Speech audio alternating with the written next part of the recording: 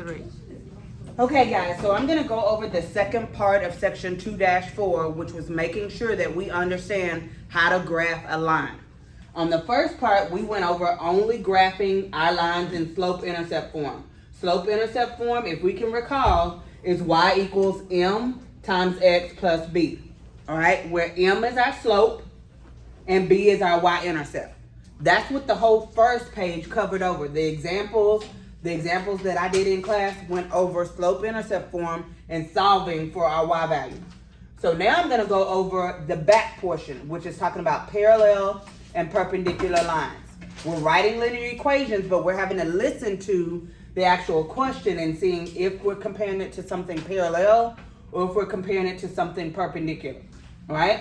It says use the slope-intercept form or point-slope form. Point-slope form is the other new equation that's also on the front side right here. Y minus y1 equals m times x minus x1, where x1 and y1 is going to be a coordinate that they give you from the problem. All right? This is the form we're going to use on the back side.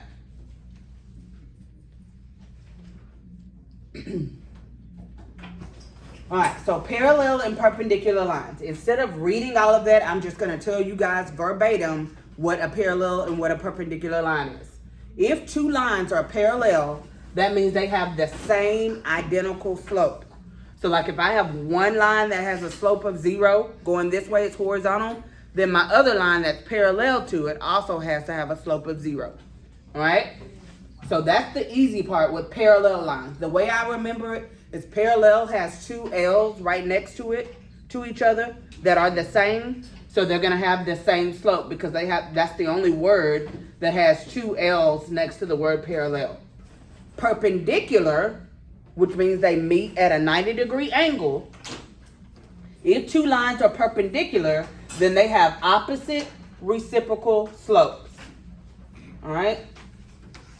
So if I go through and review this first example, it says write an equation of a line that passes through this point. This is where point-slope form comes in, and it's perpendicular to a line whose graph is -1/2 x plus 3. So what I'm going to do is we're going to figure out what the perpendicular slope would be, and then we're also going to figure out how to use point-slope form. So the first thing I'm paying attention to is this word perpendicular. I've already told you guys, perpendicular means opposite. Opposite means if one is negative, like this line right here is negative, so that means the line that we come up with has to be positive. So this line right here is -1/2.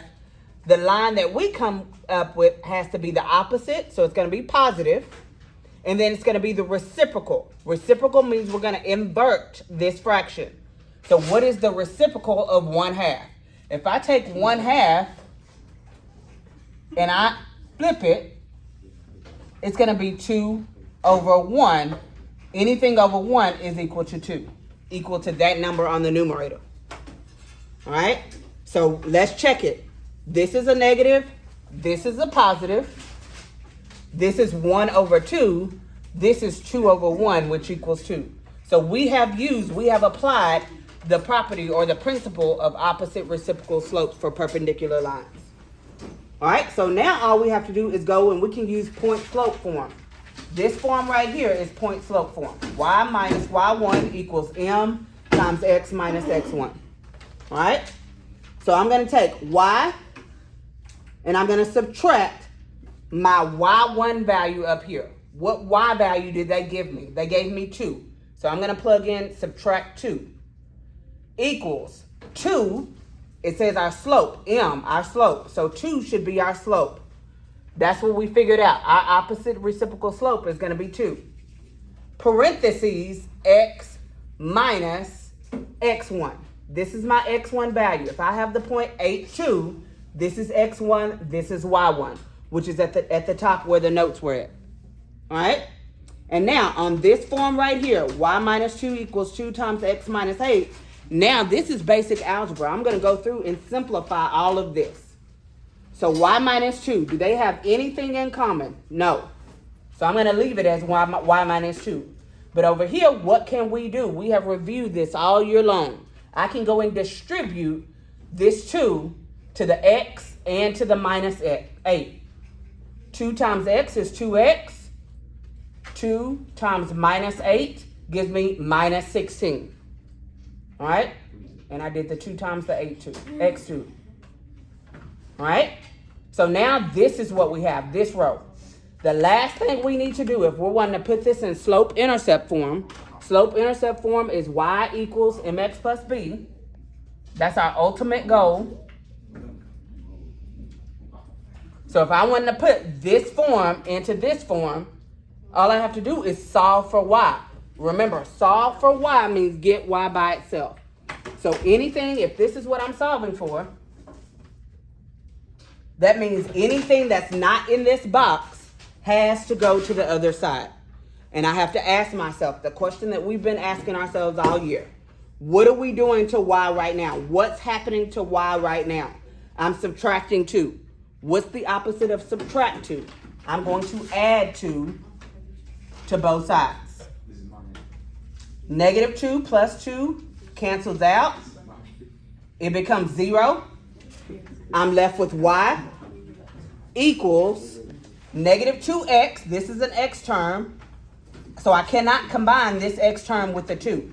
The only two things I can combine together are my coefficients. Negative 16 plus 2 gives me negative 14. This is my final answer. So it's basically doing what we've been doing all year. We're just applying the property of perpendicular lines have opposite, means negative, positive. Reciprocal means take this fraction and flip it. Do the invert of it. All right, let's go over to example 2. Example 2 should be a lot easier. It says, write an equation of the line that passes through this point. So when we go to point slope form, we're going to use this point. But this time, this question say, and is parallel to the graph of this. So like I said earlier, if it's parallel, I have 2 L's right next to each other. So that reminds me it's going to be the same slope. All right? So if the slope here, if m is 3, that means my new line, the m also has to be 3. Okay? So I use this slope and this point, and I'm going to plug it into point slope form. Same steps. Easy peasy, Alice squeezy. All right? So y minus y1. Where do I get y1 from? I get it from the coordinate that they gave me. The y value that they gave me was a negative 1, or was a 5, I'm sorry. It's a 5. So I'm going to do y subtract 5. All right? And then equals my slope. What is my slope for this line? Well, they're parallel, so it also has to be 3. So 3 parentheses x minus our x1 value, which is negative 1. Now, if we can remember, whenever we have 2 signs that are next to each other, it's gonna change into something different. I have a minus and I have a negative. Anytime I'm subtracting a negative, I can change it and combine these to a plus sign. So it's actually gonna change to y minus 5 equals 3 times x plus 1. All right, and now we can go to this next step. Now I see I can distribute this 3, and if I didn't change my signs, I wouldn't get this answer that they got right here on this row. 3 times x is 3x. 3 times positive 1 is positive 3. So that's how we got this line right here. Last step, get y by itself, which means to solve for y. So I'm going to ask myself, what's happening to y right now? I'm subtracting 5. So what's the opposite of subtract 5? I'm going to add 5 to both sides. Plus 5 over here, plus 5 over here. Negative 5 and a positive 5 is a 0 pair. It cancels and leaves me with y equals 3x. I have no other x terms to combine it with. And then I'm going to combine 3 plus 5 and get 8. This is my answer for the second example. So we have to remember, parallel lines have the same slopes. Perpendicular lines have opposite, which means if one's negative, the other one has to be positive.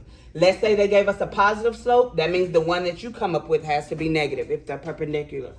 And then you're going to do the invert of that fraction. You're going to reflect it. So I'm going to take my fraction and flip it. Thank you, guys. Let me know if you have questions. I do have tutoring this Thursday after school from 3:30 to 4:30. So if you need extra support on any of the chapter 2 sections that we went over, let me know. Yeah. Thank you.